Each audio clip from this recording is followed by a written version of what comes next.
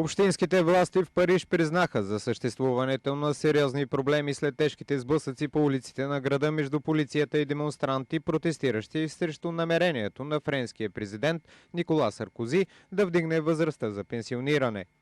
Служители информираха редица международни авиокомпании да се запасят с гориво, тъй като количествата на всякакви горива в столицата са силно ограничени в момента.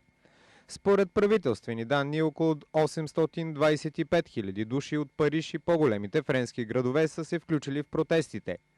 Очаква се демонстрациите да продължат и около 19 октомври да достигнат кулминацията си. На тази дата Френският сенат ще гласува проекто закона за пенсионната реформа.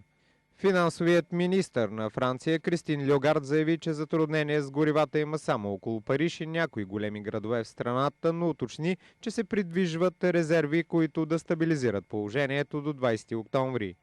Междувременно студентските протести в Париж бяха потушени и от канцеларията на президента обявиха, че 264 души са били арестувани за нарушаване на обществения ред.